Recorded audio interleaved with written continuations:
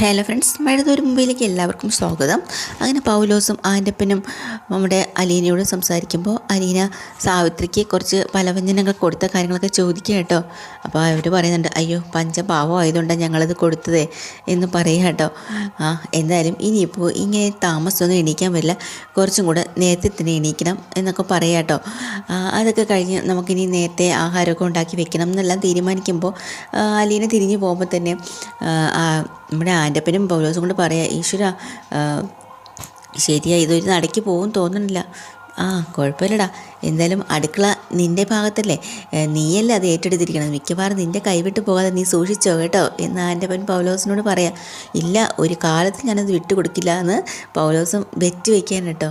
അതായത് അലീന അവിടെ കയറിയൊന്നും ചെയ്യാൻ സമ്മതിക്കില്ല, ഞാൻ ഉണ്ടാക്കുന്ന ഭക്ഷണം മാത്രമേ കേണൽ സാർ കഴിക്കുള്ളൂ. അതൊക്കെ കഴിഞ്ഞിട്ട് അലീന വീട്ടിനകത്തേക്ക് കയറി വരുമ്പോൾ അടുത്ത ആൾ ബൈജു, എവിടെ പോയതാ, സ്ഥലങ്ങളൊക്കെ കാണാൻ പോയതാണോ, ഒരിക്കൽ കണ്ടില്ലേ, സ്ഥലങ്ങളൊക്കെ കാണിച്ചു തന്നില്ലേ എന്ന് അയാൾ ചോദിക്കുകയാണ്.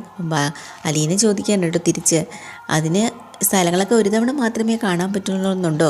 അയ്യോ അങ്ങനെയല്ല കേട്ടോ, ഞാൻ വെറുതെ പറഞ്ഞതാ. പിന്നെ സാറിൻ്റെ മോളാണല്ലേ? അതെ, എന്താ സംശയമുണ്ടോ? ഇല്ല, ഞാൻ വെറുതെ ചോദിച്ചെന്നേ ഉള്ളൂ. പിന്നെ ശരിക്കും പറഞ്ഞാൽ എവിടെയായിരുന്നു താമസം? അപ്പോൾ അലീന പറയണ്ടേ, ഞാൻ തിരുവനന്തപുരത്തായിരുന്നു താമസം, പാലായിൽ വന്നിട്ട് 1 വർഷം പോലും ആയിട്ടില്ല. അവിടെ ഞാനൊരു മുത്തശ്ശി നോക്കാൻ വേണ്ടി വീട്ടിൽ ജോലിക്കാരിയായിട്ട് വന്നതാണ്. പിന്നെ ആ വീട്ടിലെ കുട്ടികളുടെ ചേച്ചിയായി, അവിടുത്തെ അച്ഛൻ്റെ മോളായി, പിന്നെ ഇവിടെ എത്തി. വീട്ടിൽ ജോലിക്കാരി നിന്നപ്പോഴേ അവിടെ എന്തൊക്കെ ജോലി ചെയ്തിരുന്നോ എന്ന് ബൈജു ചോദിക്കാട്ടോ.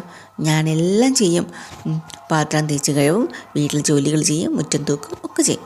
പക്ഷേ കുട്ടിയെ കണ്ട അങ്ങനെയൊന്നും തോന്നില്ല കേട്ടോ. അത് ശരി, അങ്ങനെ തോന്നില്ലേ? അതിനിപ്പോൾ അങ്ങനെ തോന്നാൻ എന്തായിരിക്കുന്നു? അകമേ കാണുന്നതുമില്ലല്ലോ, പലരും പുറമേ അങ്ങനെ പലതരത്തിലുള്ള മനുഷ്യരില്ലേ. എന്തൊക്കെ തരത്തിലുള്ള മനുഷ്യരാണ് ഈ ലോകത്തുള്ളത് അല്ലേ?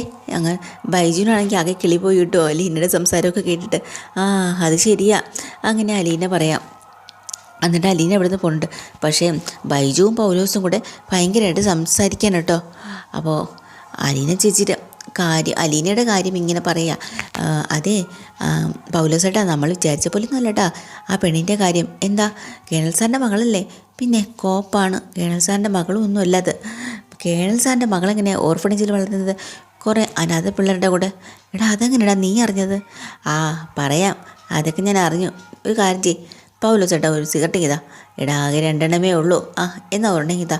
നീ എന്ത് പോക്കൃത്തനോടായി പറയുന്നത്? ഒരുമയുണ്ടെങ്കിൽ ഓലക്കയുടെ പുറത്തും കിടക്കാമെന്നാണ് എന്ന് ബൈജു പറയാണ് കേട്ടോ. പിന്നെ ഞാനേ രാവിലെ ആ പെണ്ണിനോട് ചോദിച്ചു, നീ എവിടെ നിന്നാണ് വരുന്നതെന്ന്. അവൾ കുറേ പിന്നെയൊക്കെ പറഞ്ഞിട്ടങ്ങ് ഒഴിഞ്ഞു മാറി. ഞാൻ വിടോ, ഞാനാരാ മോൻ? കുറ്റി ഞാനോരോന്ന് ചോദിച്ചു. തത്ത പറയും പോലെ എല്ലാം പറഞ്ഞു.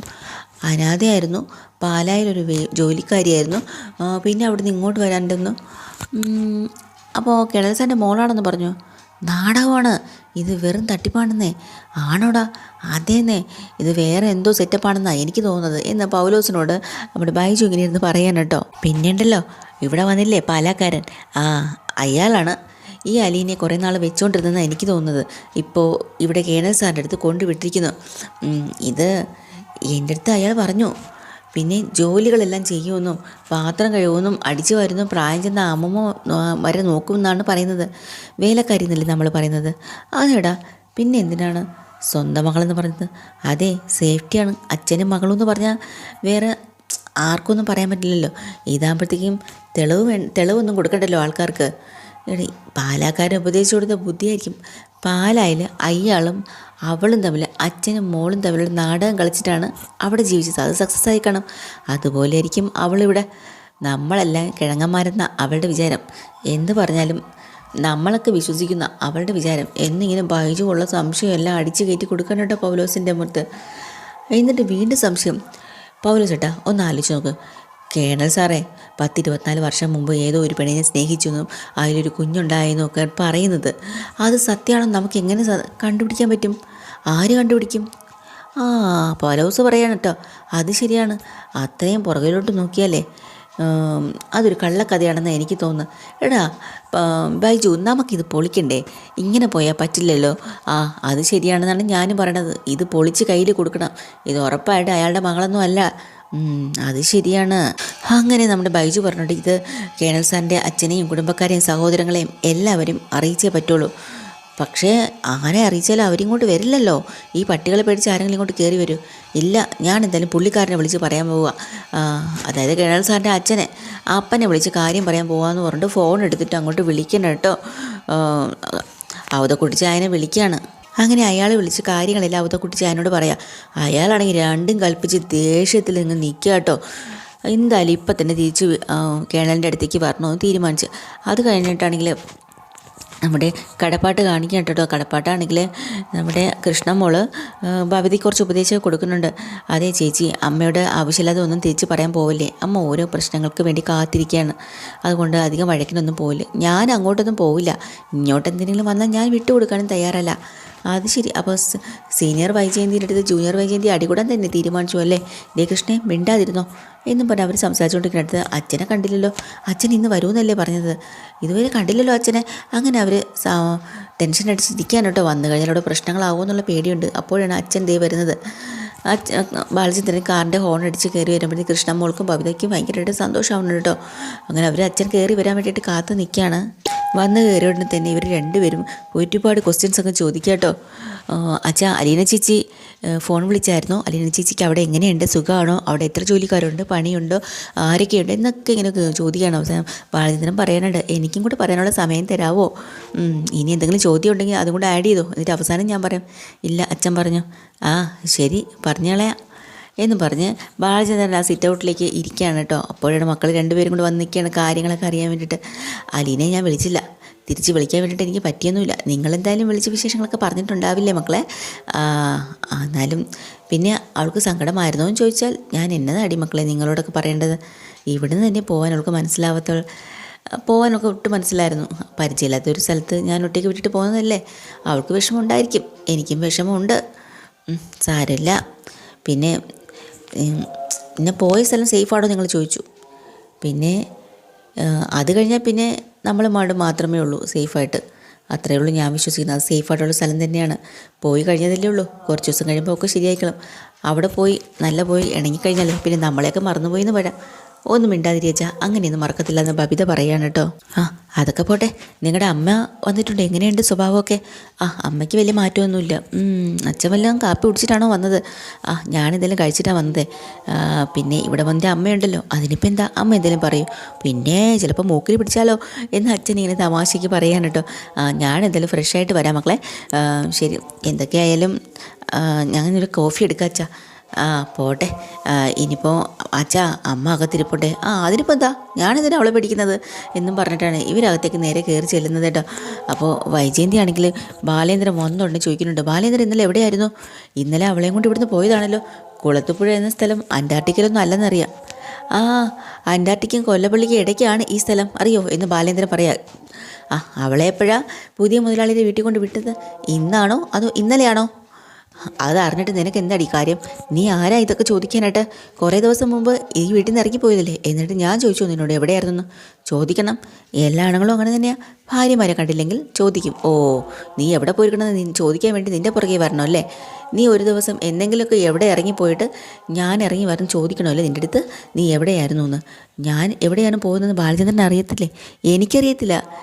അത് അന്വേഷിച്ചെടുക്കത്തില്ലേ എൻ്റെ ജോലി? ഞാൻ എവിടെയായിരുന്നെന്ന് എനിക്ക് പറഞ്ഞേ പറ്റൂ. എൻ്റെ ഭർത്താവ് എവിടെയായിരുന്നെന്ന് എനിക്കും അറിയണം. എനിക്ക് പറയാൻ മനസ്സില്ല. ഇപ്പം മനസ്സിലായി, പറയാൻ പറ്റാത്ത സ്ഥലത്തായിരുന്നു, അതാണ് പറയാൻ മടി അല്ലേ എന്ന് വൈജ പറയാ. അപ്പോൾ ബാലചന്ദ്രൻ പറയാണ്, പറയാൻ പറ്റാത്ത പല കാര്യങ്ങളും മനസ്സിലൊളിപ്പിച്ച് വെച്ചിരിക്കുന്ന ഞാനല്ല, പിന്നെ ആരാ? ഞാനാണോ? അത് അവനവനോട് തന്നെ ചോദിച്ചു നോക്കണം. അതെന്താ ബാലേന്ദ്ര അങ്ങനെ ഒരു വർത്തമാനം? ഞാൻ വല്ല ഒളിപ്പിച്ച് വെച്ചിട്ടുണ്ടോ? അതാ പറഞ്ഞത്, അവൻ്റെ മനസ്സാക്ഷിയോട് ചോദിക്കുക. ബാലേന്ദ്രൻ ഏതാണ്ട് മനസ്സിൽ വെച്ചിട്ടാണ് ചോദിക്കുന്നത്. കൃഷ്ണയ്ക്കാണെങ്കിൽ ദേഷ്യം വന്നു. കൃഷ്ണ ഉടനെ പറഞ്ഞിട്ട്, അമ്മയ്ക്ക് എന്തേ നാക്ക് ചൊറിയുന്നുണ്ടോ? ചുമ്മാ വള എന്ന് പറയുന്നത്. ഒരു ദിവസം മുമ്പ് ആരോടൊന്നും പറയാതെ ഒരു കാർ എടുത്തുകൊണ്ട് പാഞ്ഞു. അതിന് നല്ല പണി കിട്ടി. കുറേ നാൾ ആശുപത്രിയിൽ കിടന്നു. കുറേ മാസമായിട്ട് ഇത്രയൊക്കെ അനുഭവിച്ചു. എന്നിട്ടും അടങ്ങിയോ? ഇല്ല. വീണ്ടും കാർ എടുത്തുകൊണ്ട് വീണ്ടും ഓടി. എന്നിട്ടോ വീണ്ടും ഇപ്പോൾ തിരിച്ച് കയറി വന്നിട്ട് വീണ്ടും ഇപ്പോൾ ചോദിക്കുന്നുണ്ട്, എന്തിനാ ഇതൊക്കെ കിണ്ടി ചോദിക്കാനുള്ള അവകാശം? ഭർത്താവിനെയും മക്കളെയും ഒക്കെ ഇട്ടിട്ട് ഇറങ്ങിപ്പോയതല്ലേ? ആരെങ്കിലും ക്ഷണിച്ചായിരുന്നു അമ്മയെ ഇങ്ങോട്ട് വരാൻ? അച്ഛൻ്റെ സ്ഥാനത്ത് ഞാനെങ്ങാനും വരുന്നെങ്കിലേ അമ്മയെ ഗേറ്റിൻ്റെ അകത്തേക്ക് ഞാൻ കടത്തില്ലായിരുന്നു. ആരടി എനിക്ക് എന്നെ ചോദ്യം ചെയ്യാനായിട്ട്? എൻ്റെ വയറ്റിൽ നിന്ന് എന്നെ പോന്നവളല്ലേ നീ എന്നാ ഇത്രത്തോളം സംസാരിക്കരുത്. അമ്മ ഈ വീട്ടിൽ നിന്ന് പോയപ്പോഴേ ഞങ്ങളും പോയി പല സ്ഥലത്തും ദിവസങ്ങളോളം കഴിഞ്ഞിട്ടാണ് തിരിച്ചു വന്നത്. ആരും ചോദിച്ചില്ലല്ലോ. എന്നിട്ട് അച്ഛൻ ചോദിച്ചപ്പോൾ പോയപ്പോൾ മാത്രം അമ്മ എന്തിനാ ഇങ്ങനെ ചോദ്യം ചെയ്യുന്നത്? പിന്നെ തീരെ വിലയില്ല അമ്മയുടെ സംസാരത്തിന്. ഉള്ളതും കൂടെ ഇനിയിപ്പോൾ ഇല്ലാതാക്കാൻ നിൽക്കില്ലേ അമ്മേ എന്ന് കൃഷ്ണ എത്രയും പറയാൻ കേട്ടോ. അതോടുകൂടി വൈജയുടെ നാക്കങ്ങടങ്ങി. അപ്പം ബബിത ചെന്ന് ചോദിക്കുന്നു, വല്ല കാര്യമുണ്ടോ? ഒന്ന് മിണ്ടാതെ ഇരുന്നൂടായിരുന്നോ എന്ന് ചോദിച്ചിട്ട് ബബിത പോവാ. അയ്യോ, ഇതിൽ കൂടുതൽ ദേഷ്യം ഇനി വൈജയന്തിക്ക് എന്താ വേണ്ടത്?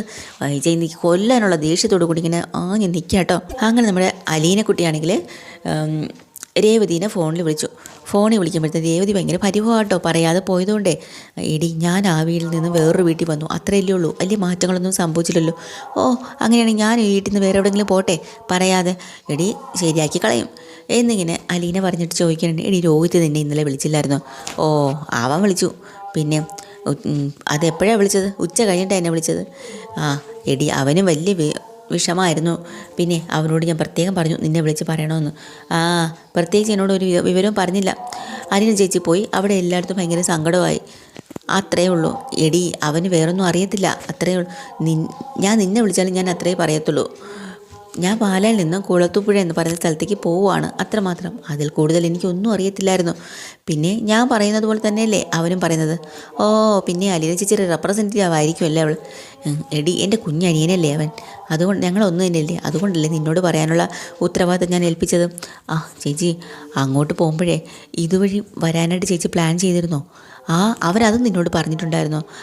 ഞാൻ അച്ഛനോട് അങ്ങനെ ഒരു ഐഡിയ പറഞ്ഞിരുന്നു. അതൊന്നും വേണ്ട, ചുറ്റി വളവാണെന്ന് അച്ഛൻ പറഞ്ഞു. അതുകൊണ്ട് അതിനിപ്പോൾ എന്താ ചേച്ചി, നിങ്ങളല്ലല്ലോ വളയുന്നത്, സ്റ്റിയറിംഗ് അല്ലേ വളയ്ക്കുന്നത്. എടി, കളിയൊന്നും പറയല്ലേ. അതൊക്കെ പോട്ടെ. ഈ കുളത്തുപുഴ എന്ന് പറയുന്ന സംഗതി കാടാണോ, മാങ്ങയാണോ, തേങ്ങയാണോ, മത്തങ്ങയാണോ ഒന്നും എനിക്കറിയത്തില്ലല്ലോ, ഒന്ന് പറ. ഈ കുളത്തുപുഴയല്ല, കുളത്തൂർ പുഴ, അതാണ് സ്ഥലത്തിൻ്റെ പേര്, കേട്ടല്ലോ. എന്തായാലും അവിടെ എത്തിയല്ലോ. ചേച്ചി ഇപ്പോൾ അവിടെയാണല്ലേ? അതേടി, ഞാനിപ്പോൾ ഇവിടെയാണ്. ഇവിടെ നിന്നാണ് നിന്നെ വിളിക്കുന്നത്. നല്ല വീടാണോ ചേച്ചി? എസ്റ്റേറ്റ് ബംഗ്ലാവ്. ഇനി അവിടുത്തെ ജോലി മുഴുവനും ചേച്ചി ചെയ്യണോ? എൻ്റെ മോളെ, ഞാൻ പറയട്ടെ, ഒന്ന് സമാധാനപ്പെട്. അവിടെ ആരൊക്കെയുണ്ട്, എന്തൊക്കെയുണ്ട് എല്ലാം പറയണേ. എടി, ഇങ്ങോട്ട് വരുന്ന വഴിക്കാണ് ചേച്ചി എൻ്റെ അടുത്ത് അച്ഛൻ കാര്യങ്ങളെല്ലാം പറഞ്ഞത്. റിട്ടയർഡ് കേണൽ സ്റ്റാൻലി ജോസഫ് എന്ന് പറയുന്ന ആളുടെ അടുത്തേക്കാണ് പോകുന്നത്. അത് ശരി, അപ്പോൾ മിലിറ്ററി ആണോ? ഇവിടെ മാമച്ചന് മിലിറ്ററി ആണല്ലോ എന്നൊന്ന് സന്തോഷമാവട്ടോ. പക്ഷേ സ്റ്റാൻലി ജോസഫ് ആരെന്ന് അറിഞ്ഞാലേ നീ ഞെട്ടും. പിന്നെ എക്സ് മിലിറ്ററി അല്ലേ, ബോംബും ബീരങ്കിയൊന്നുമില്ലല്ലോ കയ്യിൽ. പിന്നെ എവിടെ ഞെട്ടാൻ? അതല്ലെങ്കിൽ ഞെട്ടും. ഈ സ്റ്റാൻലി ജോസഫ് ആരാന്നറിയോ? സാക്ഷാൽ വൈജയന്തിയെ ആഗ്രയിൽ വെച്ച് സ്നേഹിച്ച ആളാ. അയ്യോ, ആണോ? അതാണോ ചേച്ചി? എന്ന് വെച്ചാൽ അങ്ങനെ നോക്കുമ്പോൾ ചേച്ചിയുടെ അതെ, എൻ്റെ സ്വന്തം പപ്പയാണ് ഇടിയത് എന്നിങ്ങനെ പറയാം. അയ്യോ, ഇനി ഈശ്വരാ, എനിക്ക് വയ്യ. ഞാൻ എന്തായി കേൾക്കുന്നത്? സത്യമാണോ ചേച്ചി പറയുന്നത്? എന്നെ കളിപ്പിക്കാൻ വേണ്ടിയിട്ടല്ലേ പറയുന്നത്? അല്ലടി മോളെ, സത്യമാണ് ഈ പറയുന്നത്. സ്റ്റാൻലി ജോസഫിൻ്റെയും വൈജയന്തിയുടെയും മകൾ തന്നെയാണ് ഞാൻ. അയ്യോ, എനിക്ക് വിശ്വസിക്കാൻ പറ്റുന്നില്ല ചേച്ചി. ഇതാര് പറഞ്ഞറിഞ്ഞു? എനിക്ക് വിശ്വസിക്കാൻ പറ്റുന്നില്ല. പാവം അച്ഛൻ ഇതെല്ലാം തിരക്കി കണ്ടുപിടിച്ചതാ. എന്നിട്ട് എന്നെയും എൻ്റെ പപ്പയുടെ അടുത്തേക്ക് എത്തിച്ചു. എൻ്റെ ദൈവമേ, ഇത് സത്യമായിരിക്കണേ. ബാക്കി കൂടെ പറ ചേച്ചി. പപ്പ സ്വന്തം മകളെ ആദ്യമായിട്ട് കാണുമല്ലേ? നിങ്ങൾ തമ്മിൽ കണ്ടപ്പോൾ എങ്ങനെയായിരുന്നു ഒന്ന് പറ എന്നൊക്കെ ഇങ്ങനെ വിശേഷങ്ങൾ തുരുതുരാ നമ്മൾ അലീനയുടെ രേവതി കുട്ടി ചോദിച്ചുകൊണ്ടിരിക്കുക കേട്ടോ. ഇതാണ് എപ്പിസോഡ് കേട്ടോ. ഡീറ്റെയിൽഡ് എപ്പിസോഡ് വീണ്ടും വരാം. ചാനൽ ഇഷ്ടമായ ലൈക്ക് ചെയ്യുക, സബ്സ്ക്രൈബ് ചെയ്യുക. താങ്ക്